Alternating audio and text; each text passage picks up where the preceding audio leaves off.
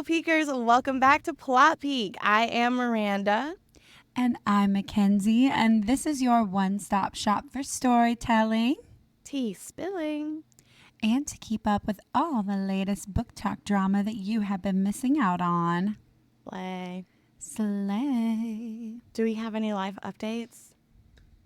I do think I have a brain tumor currently. That is a big one.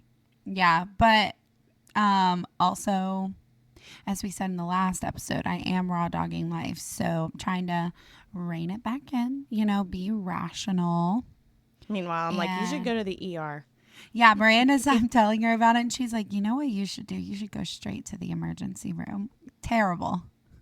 I'm all for fixing the things that make you upset and worried, so why not just go to the source? You where said you can get it delusions? Let's feed into them. No, yeah, they're here for a reason, am I right? Sometimes they really Am I pay right? off.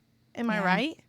One of these days, I am going to have some kind of paranoid fear, and I'm going to be so used to talking myself down that I'm going to be like, it's fine. There's nothing wrong. There's nothing wrong. And that'll be the time that it takes me out. No, that's what I'm always afraid of. That's why whenever like you or anybody else comes up to me, I'm like, yeah, that's a valid. Like, I'm never gonna be one to be like, no, that's not happening. I would be like, that could be happening. You're not wrong. It's like I wish I could say you're wrong, but I don't know for sure until we get it checked out. So, don't want to lie to you. Any life updates with you? Colby turned 30, and I think his old age is rubbing off on my joints because now I've woken up with a sore elbow, and I do think it's because I was too close to him. Interesting. Okay. I'm so sorry. My condolences. Thank you so much. I do need that because I will talk about it constantly to whoever's listening. Well, I did take some, I don't know if you've heard of it, ibuprofen this morning for my head. Right. And I can feel it starting to get better right now. So maybe I need you to should start try doing it. Should I just start doing baby aspirins as I well? think you should just go with some ibuprofen. Oh, okay. Probably. Okay. Well, yeah, maybe I'll do that after this episode. Maybe. All right. Well, before we get started, let's go ahead and do a quick recap and remind you guys that this episode will be covering Sarah J. Maas's Heir of Fire, chapters 31 through 39. So if you are reading along and you have not gotten to this part yet, this is your warning. We will be storytelling everything that happens up to and through these chapters. And with all of that being said, let's do a quick recap of everything that's happened so far. Celaena ran away from the fortress because Rowan was being a biting asshole.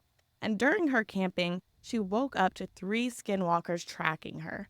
Long story short, Rowan showed up and put out her fires, and they're trying to figure out what kind of creature is killing all the demi-fae. Dorian finally finds out that everybody's been lying to him and is rightfully pissed off. But on the bright side, he and Sorsha have finally sealed the deal on their relationship with a passionate kiss in the hallway.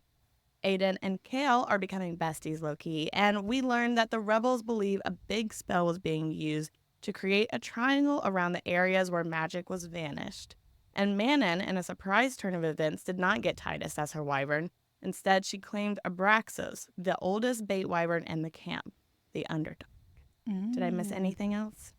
No, things are just really getting started. Things are happening now. Things just keep happening, and it's getting real. Okay, so let's go ahead and get into the story time. Since Celaena has learned how to shift on command and not combust immediately, her new training task is to light a candle without melting it. And as you'd expect, it is not going great. She's still showing up to Emery's story times where he spilled a little bit of tea suggesting that Maeve's own sisters gave up their immortality to escape a lifetime with her. And I also have an interesting note on this. In Celaena's POV, we've been seeing she's painting Maeve more and more like a monster, which is also how she views the king. So that, for me, is solidifying that we are not going to be liking Queen Maeve. She's not giving good vibes right now. She's really not. I can't say it for sure, but she's really not giving good vibes right now. From the things that I've been picking up from everybody around, it's giving bad vibes, yeah, for sure. And we definitely delve more into this. So, stay tuned. During another one of Emery's story times, Celaena sees one of Rowan's mysterious friends show up and go to Rowan's room. And she does think for half a second that maybe she shouldn't follow because what if they were more than just friends? What if they wanted some privacy? But she's a nosy queen, so she pretends to come in and offer them food, only to see that Rowan's friend is now shirtless because Rowan is giving him a tattoo. But Mm. immediately she can tell that this was an invasion of a very sensitive moment, and she was so humiliated when Rowan told her to get the fuck out. She was like, stupid, stupid, stupid, stupid. And then Rowan, he's like pissed the fuck off, stalks out after her. And she's like, listen, why don't you just hit me in the face again instead of being mean to me? I just wanted to see where you went. You left me. And Rowan responds with, I don't care about you. You are nothing to me. Why is he being so mean to this girl? Like, he literally, for no reason, is just so aggressive. I know wasn't even doing anything mean to sure she was being nosy, but she literally was bringing them food. She was like, "Hi guys, what's up?" And he's like, "I wish you were dead." No, seriously. And I'm like, this is so uncalled for. Like, for real, I don't like it. Me. It's really sad for her. She has nobody. Yeah. And then that basically sends her into another depression episode because the next morning she comes out and she's like, she's thinking that she was bonding with Rowan this whole time. And then all of a sudden he tells her that she's a piece of shit again. So while she's in the kitchen with Emery, he's going on and on about this new gift that his mate gave him and that he loves so much. And Celaena is just festering right now. And she eventually blows up on all of them. And she's like, basically, go eat a bag of dicks, essentially. And while she runs out of the kitchen, Rowan comes in a little bit later looking for her to start their training. And that's when Emery gives it to Rowan straight. He tells Rowan he knows who Celaena really is because he used to work with her mother when she was volunteering here at this very fortress fighting for the Demi-Fae rights. And then he tells Rowan that he's being a toxic asshole and destroying the one person who holds the hope to bringing a better world. And he actually says a quote that I did post on our Instagram page that I feel perfectly describes how delicate even the strongest people may be. Quote, I see her slipping away bit by bit because you shove her down when she so desperately needs somebody to help her back up. Oh, that gives me like chills and like tears. It's so true. She is just looking for someone to help her. Like she really is looking for anyone to give her like a sliver of humanity, and he's just shoving her down and down and down. Yeah, So and it's not sad. even just that too. It's like she's looking for somebody to view her different from herself because she is her own like biggest enemy right now in her head. She's like, I deserve everything. Nobody should love me. I don't deserve to be here trying to help save anybody. And this guy right here is telling me everything that I already know. So it's like she's eating up what he's saying, and it's just making her worse, like he said. Poor baby. After Emery's speech, Rowan goes after Celaena in a more gentle manner, only to find her mumbling and crying to herself on her knees at the edge of a hill. And in her POV, during this moment, she's actually talking to the distant voice of her mother, who's calling her Fireheart. And when she notices Rowan is there, he asks if she wants to talk about it. And obviously, she says no because he's just a mean asshole to her all the time.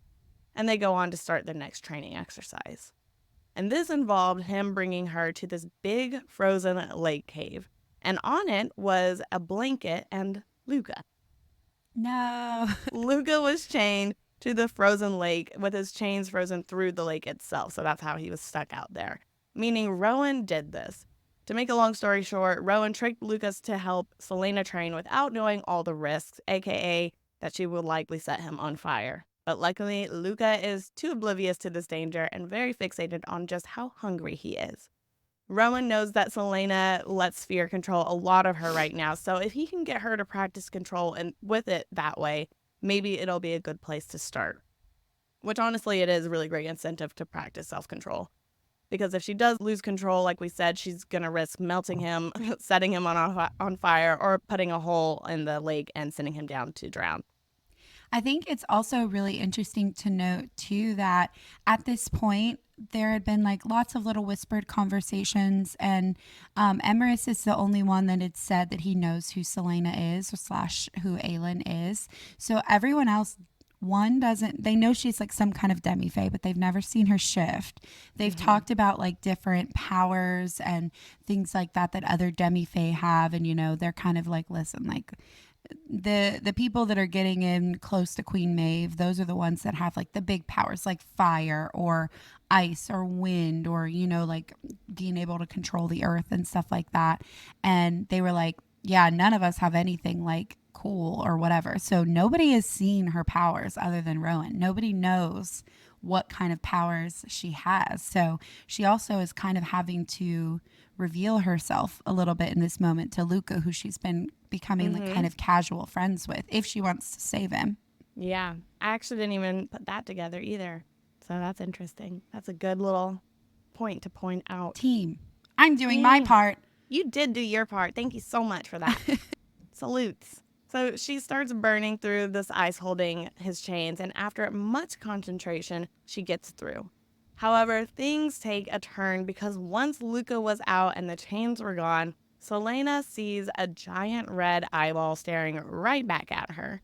Obviously, the two of them start running back to shore as Rowan is using his powers to keep the lake frozen. He slides Celaena the special sword that he just happened to find, and we'll talk about that later. She grabs it when a long tail breaks out of the ice, sending her flying. All she can think about is trying to get Luca to safety, so she grabs him by the elbow and then she starts hauling his ass over to the shore. And Rowan is just trying to focus all of his power to make this one long, solid bridge of ice so they can make it to safety. They finally reach solid ground. They sprint out of the cave, down the mountain to the fortress, and after a short time, they hear this loud ass roar from the creature and assumed that it was stopped from the bright light that it reached outside. That is so horrifying. First of all, can you imagine being in this like little training exercise? Even for Luca, too. He's just like, sure, I'll help, buddy. And he's like, when are we going to dinner? And then there's a sea monster like coming after you. No, I would be so terrified. And like, did he not know that there was monsters in this lake beforehand? Like, I feel like it would be kind of suspectful for a creature to be lurking in a cave like In that. his like POV, he was like, I had no idea there was anything in there. That is crazy. This is news to me. He's like, you made it through. That was great. Good job. You did it. Good team. So when they're finally out there at the safety and they realize that the monster's not going to go get them, Celaena tells Luca, go ahead, run back to the fort so I can talk to Rowan alone. And when I say talking, I mean beat the shit out of him. Because as soon as they're alone, she punches him right in the face. They start tussling. She brings him down, straddles him, and punches the living hell out of his face.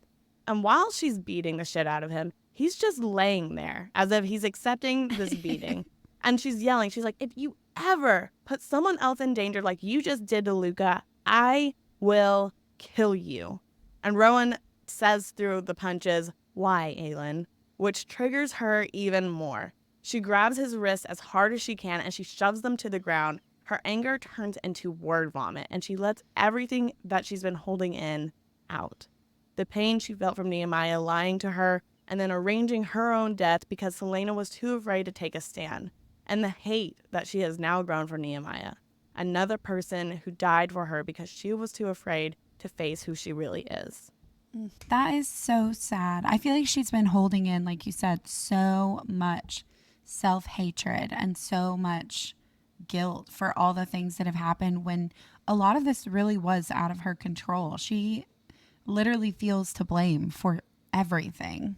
I feel like I hate seeing it, but I totally understand how she does feel that because she is supposed to be this protector. Like, technically, she should be the queen of this kingdom and protecting and like standing up against the king, but she's been afraid and hiding. So it's like, I do see how she does feel like this is kind of all because of her.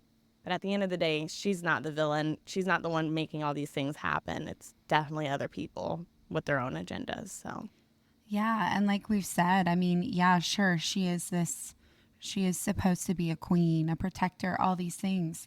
But like she's barely an adult, you know? mm-hmm. Like she's barely had time to even process what happened to her entire upbringing, and then now is being like thrust back into this life. Like I feel like she can't have so much, she can't be so hard on herself. But of course, Mm-hmm. like I Easier said than done. understand too. Yeah. Yeah. They roll off of each other and talk more about Nehemiah's death and what she did when she found the murderer. Celaena's preparing for this scolding on how she handled Grave and Archer's death, but Rowan only praises her and says, never apologize for defending the people you care about. When they get back to the fort, Celaena drops to her knees to apologize to Emery and Malachi, Malachi's his mate, for being a bitch this morning. And they talk about this creature in the cave and how legend says it came from another world and has not been able to leave since. Long ago, a fierce Fey warrior had come to kill it, but the only detail of this Fey warrior was the ring it bore, which was described oddly similar to the red ruby ring that had fallen from the sword that Rowan slid to Celaena. So my question is, do we need to be paying attention to the sword / the ruby or jewel, whatever it is? Who could know? I All don't right, know. so that's a yes. The other thing I didn't mention is the cave that they were practicing in was filled with a bunch of old weapons and jewels and stuff like that from previous warriors who had tried to come and kill this creature, I guess, or something like that. So that's why I was like, did he not know that there was a spooky creature in there with like all this evidence of dead people and old weapons discarded? And he found this specific sword hidden away somewhere. So it wasn't just like lying around, it was like tucked away behind something.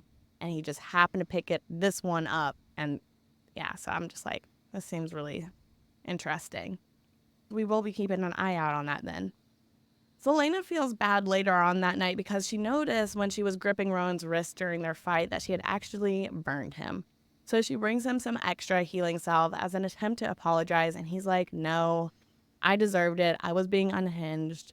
And then he tells her his lore, and we learn why he is the way that he is. He had a mate named Lyria long ago, and in his story, she died because of him.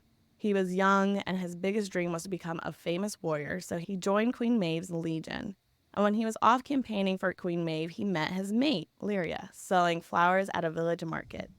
But Maeve didn't think that Lyria had enough class to stay in the castle.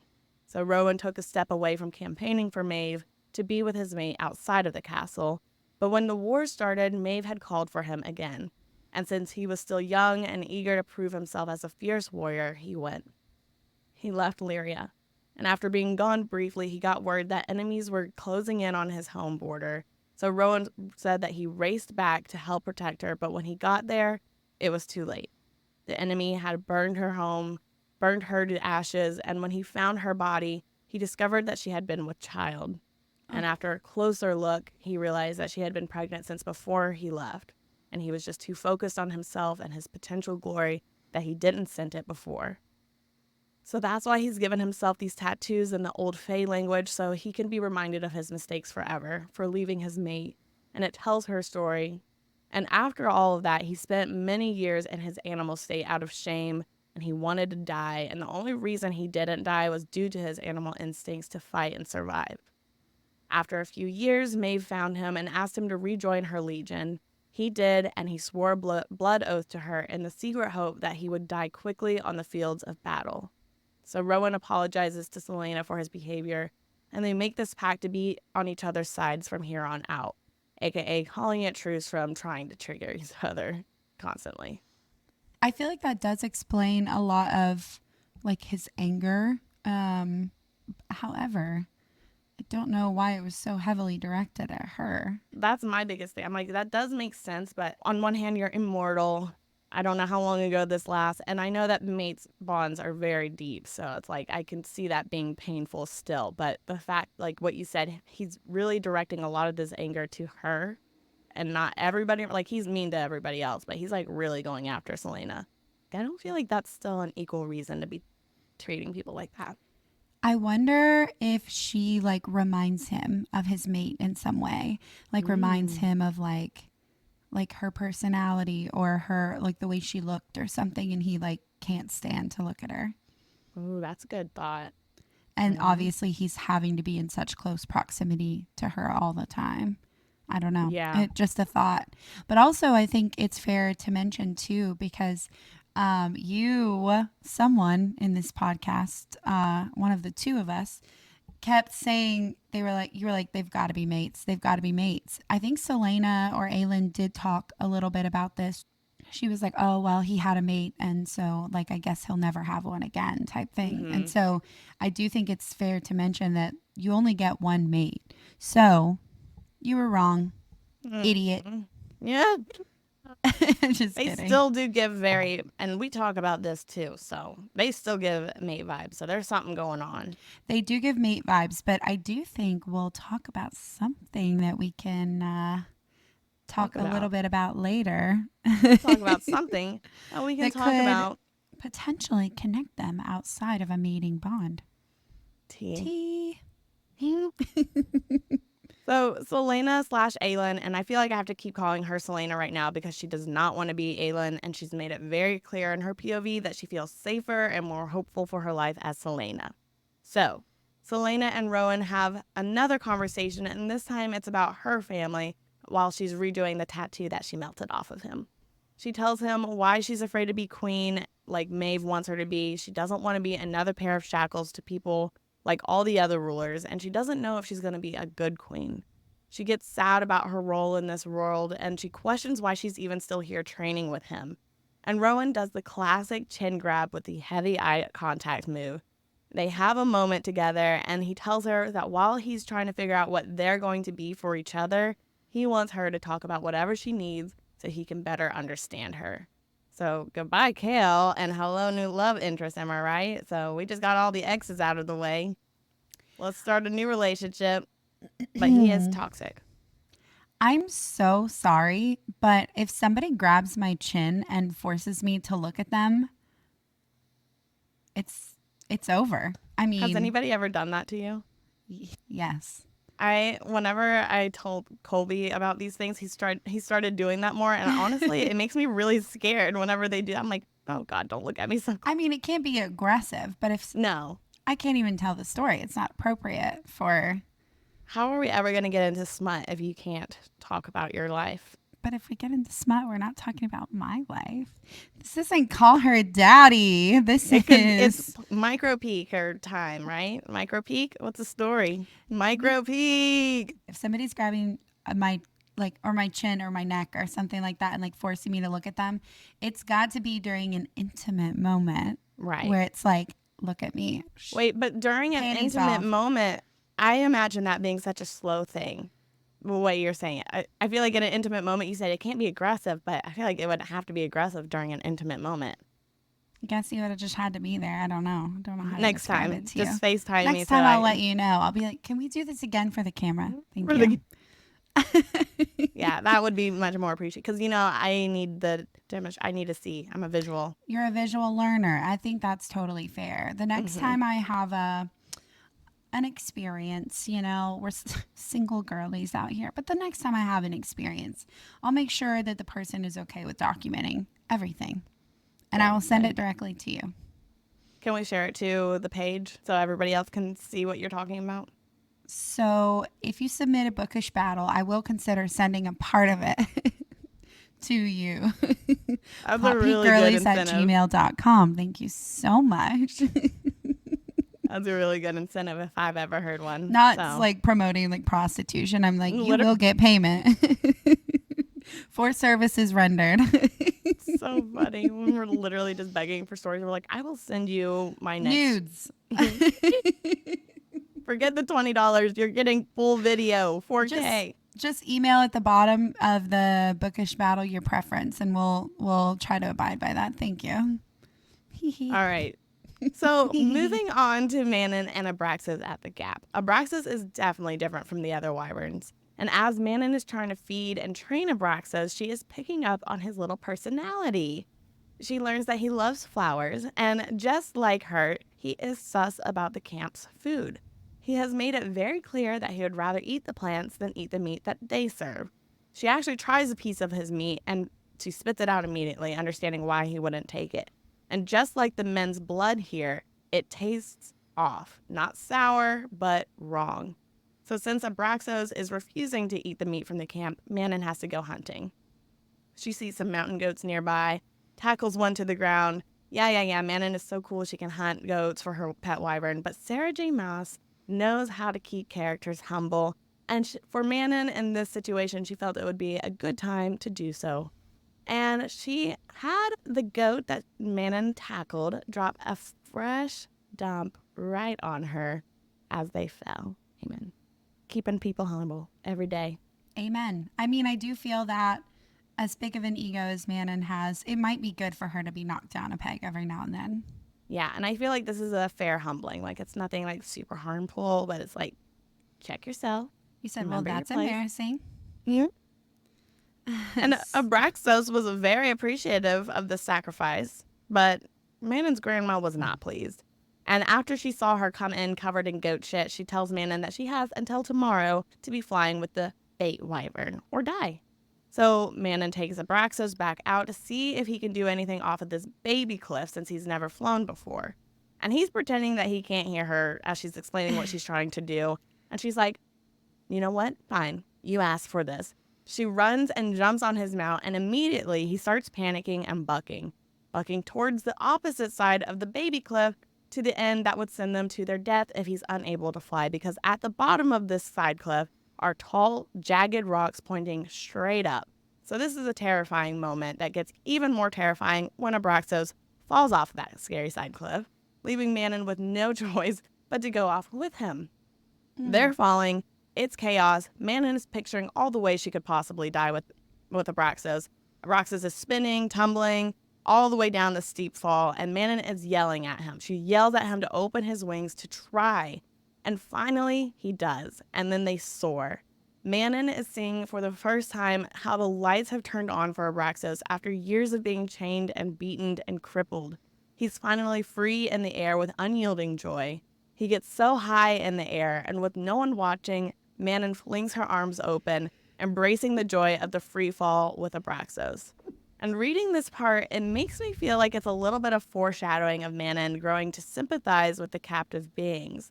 Perhaps leaving the king to team up with Celaena? I don't know. Who could know? I think you do know, actually. That's the thing. But I think that Manon has a lot more of a soft spot in her heart than she is willing or wants to admit. yes, that's definitely how I feel as well. But she still is scary. So scary. She still, I mean, she may have a soft spot, but she also still loves to kill men for sport. So Yeah. Take that with a grain of salt. take it as you will. So when Manon returns to camp, she tells her 13 that they will now be training as a complete unit with their wyverns. No matter what, even if the wyverns are wild and trying to challenge for dominance, they're going to train and they're going to ride as a complete unit until the war games. But before that, Abraxas still has to pass his flying test to prove that he's war ready. And like the others, he's going to have to jump off that big cliff at Farron's Gap and withstand the winds from snapping his wings and fly all the way out of the gap in one go. And because Abraxas is a bait wyvern, his wings are fucked up. So Manon is like, this is not going to do. We need to go find some spider silk to reinforce your wings. They sneak out of the camp and go search for the legendary Stygian spiders who make the spider silk. And it's a long flight, so they have to camp through this cold, rainy storm on the mountainside. And during this little camping session, Abraxas is such a sweet little baby, and he shields Manon with his wings while they're sleeping. And I have to say, I'm leaving a lot of stuff out about Abraxas, but I want you guys to basically imagine toothless whenever we talk about Abraxas. That is all I can think of whenever I hear Abraxas' personality. Toothless from How to Train Your Dragon. Yes, I'm obsessed. And I'm going to be posting some TikToks that I've been finding about Abraxas because it's just so funny. I love it. Yeah, no, the pictures of wyverns are so terrifying. But the whole time I was reading this, I was picturing Toothless from How to Train Your Dragon. He's just like a sweet little baby. Like, he loves flowers. He's kind of a sensitive boy. He's got a little bit of an attitude. He likes to talk back, but he loves Manon so much.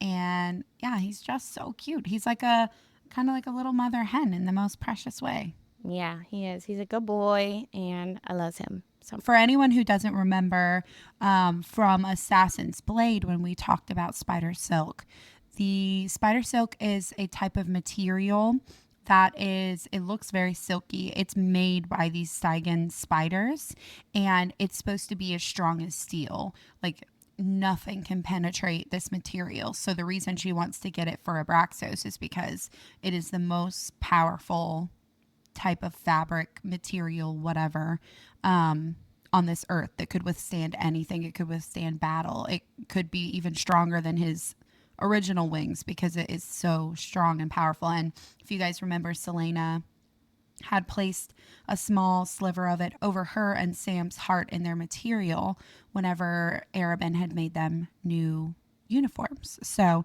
just to bring that full circle. Yeah. So the next day, they fly over the area where all the spiders seem to live, and Manon can see all the various webs and trees moving with the spiders crawling. So nasty. They find the cave of the Stygian spider by evidence by the dead bones surrounding the cave. And Manon gets greeted by this huge, ethereal looking monster spider who can talk. The spider hears Manon's request for a lot of silk and is like, let me have my minions go fetch 10 yards of my latest woven bolts.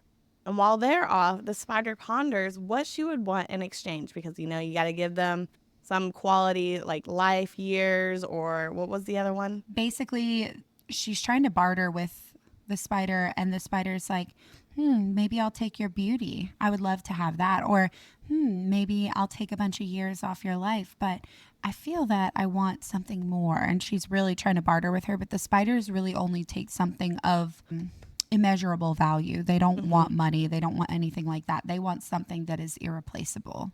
Yeah. And like you said, the spider's like, maybe I'll take your beauty because I want to be with a man of my own. And Manon is like, oh, okay, cool, yeah. And Abraxos is not having it. This whole time, he's growling at the spider, getting tense, and slowly getting more protective coverage over Manon as the giant spider slowly inches closer. And when the minions return with the woven bolts, Manon is inspecting it and tells the spider that there's an imperfection in it. And that causes the queen spider to get into a little bit of a fuss. Her and her minions crawl close enough to Manon that Abraxos puts his tail between them as like a little barrier. And Manon is like, oh, wait, that was my mistake. There's no imperfections, but I don't really feel like bargaining anymore. And right as she said that last word, Abraxas straightens his tail, pushing the Spider Queen and her minions right off the edge of the cliff. And apparently, that had been Manon's plan this whole time, which she made that way easier than I expected it to be. I was like, surely something else has got to happen because that was way too easy for her to get all that spider silk. Yeah, no, when I was reading that, I was like, that seems a little bit easy, but whatever. I guess she is a scary witch. Yeah, I was like, a win's a win, I guess. Huh? So, Manon is talking to the spider, and basically, she's like, the spider's like, why do you want this spider silk? And she's telling him about Abraxos's wings, that Abraxos is a gift from the king, and that after they're done fighting, they're going to go back home to the Western Wastes and reclaim their kingdom. I'm going to read from here on out. The spider says, is the curse broken? And Manon says, not yet, but when we find the Croken who can undo it, she would enjoy that bloodletting. Then the spider responds, such a delightfully nasty curse. You won the land only for the cunning Crokens to curse it beyond use. Have you seen the waste these days? Manon says, no, I haven't. And the spider responds, a merchant came by a few years ago. He told me there was a mortal high king who had set himself up there, but I heard a whisper on the wind recently that said he'd been disposed by a young woman with wine red hair who now calls herself their high queen. So, a young woman with wine red hair who now calls herself their high queen. If we remember, when Ansel was leaving, she said she was going to go back to the Western Wastes and reclaim her home from the high king who had taken it. So, if this is true and this whisper is true, then Ansel did make it back to the Western Wastes. And I don't think, if it's mentioned in Assassin's Blade and it's also mentioned here, I don't think that's a coincidence. And I don't think that's the last we'll be hearing of it.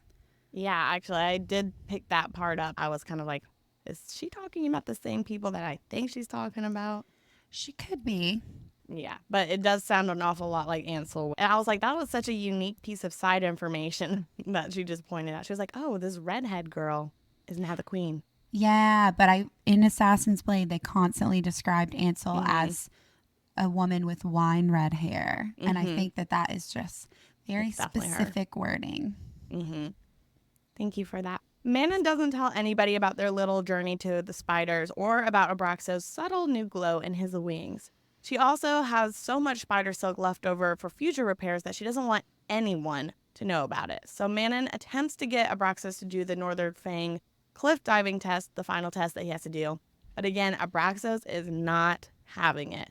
he is refusing to go, to the point that Manon is like, fine, you want to be a piece of shit? Then go sit like a piece of shit. And she orders him to be taken away to some dark, decrepit pen below. But all the witches were here watching this go down, and that included Iskra. So guess what this bitch does? She riles Manon up. Loud enough for everyone to hear, she goes up and she says, maybe your mount just needs a little bit of discipline, and begins to whip him.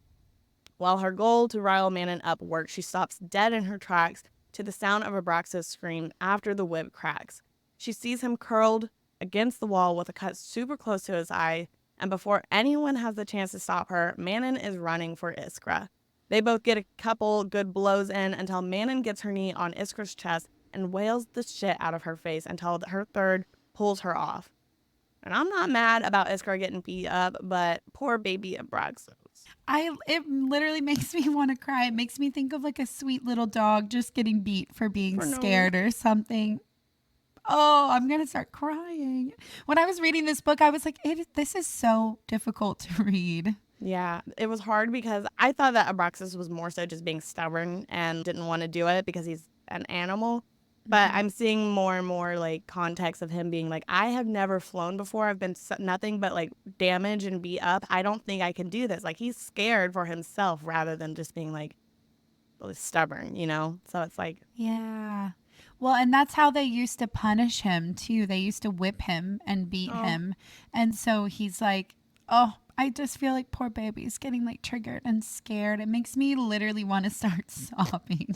So Manon gets punished by her grandma for losing control, and then she goes to visit Abraxos. And while she's in his pen, Petra, the blue blood heir, stops by to tell Manon that her wyvern, Keely, had caught a goat for Abraxos. And Manon's like, this seems a little sus, and then she wants to get a little bit more clarification on something that Petra had said.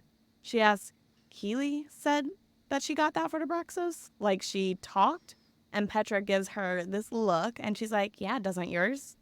Which is tea, because Manon hasn't told anyone about her theory that these wyverns may comprehend more than what's believed. So, possible future ally? Potentially. I'd say possibly. Who knows? Could be something. Who could know? And then lastly, just some quick updates on our side characters. Chaol and Aiden, they're basically teammates at this point, and both are looking for the solution to free magic. And Chaol's priority is still to keep Dorian and Celaena safe, and Aiden's priority is to reunite with Aelin and restore her kingdom. Together, they've learned that there's these black towers in these locations where magic waves came from the day that magic vanished. But Chaol is realizing that the tower in Rifthold is likely the clock tower in the castle garden. But he doesn't want to tell anybody for some reason, because he is the king of denial and the king of secrets. Literally, actually, fuck Chaol. Hate him so much. I do think it's really cool, though, to bring it all the way back to the clock tower. I remember in the first book, whenever we were talking about it, you were like, why does this stupid clock tower keep getting mentioned? You were like, what is the deal with this clock tower? You were like, it doesn't, like, it's ominous, but it doesn't really seem like anything. And I think it's just... it's bringing it full circle. Things are starting to happen. Things are happening, guys. And then I don't know if this is an important note, but Ren and Aiden did get into like this heated argument at one point because apparently the people really love Aiden and would respect him as a king, with Aelin as his queen. And he has no qualms with marrying his cousin, and apparently it's not a far-fetched thought for Aiden, but he stands by that his priority is just to have Aelin come home and reclaim her throne. So now I'm sitting here reading this wondering, and I'm like, is there going to be another love triangle between Aiden and Rowan and Celaena? I'm obsessed with love. I really hope that this doesn't take the turn into Jamie and Cersei coded. That's what I'm saying. I'm like picking it. I'm like, cousins again? Okay. You said more cousins. No, but Aiden and Aelin are literally like, they're cousins. They grew up together. Yeah. They're literally like direct cousins. Whereas Rowan's more distant. He's far removed. Like would not even consider yourself family. Me and you might be cousins in the way that Aelin and Rowan are cousins. Right. Right. And then you already brought up the Steigen Spider talking about Ansel, which I'm glad you did because I was having such a blank trying to remember her name for some reason. I was like, who is she talking about? I think it was good whenever you brought that up, but that was going to be my last point. So before we wrap up this story time, we want to remind you guys again that we do have our emails open for the bookish battle submission. So if you know of any crazy stories that's happened to you or someone you know, email them to us at plotpeakgirlies@gmail.com. Yeah, guys, we really would like some stories. We are not going to stop begging. We will humble We're ourselves at committed your to the feet. bit now. Yes, we're committed. We are committed. And one day we're going to get a second story. We are going to be checking our emails and we're going to be like giddy, like, we got an email. It's going to be a really big moment for sure. We've been working very hard for this. It is. Begging, if you don't mind, since we're getting so many emails at this time, please put like bookish battle or story time or something, in the subject line or in the beginning so we know how to filter it, just since we're getting so many. And Peekers, that was the end of this week's plot. So next week, come back as we take a peek at Sarah J. Maas's Heir of Fire, chapters 40 through 49. And be sure to follow us on TikTok and Instagram at plot.peak for all things plot peak and memes and hopefully drama that we can bring to you. Thanks for listening. Bye. Bye.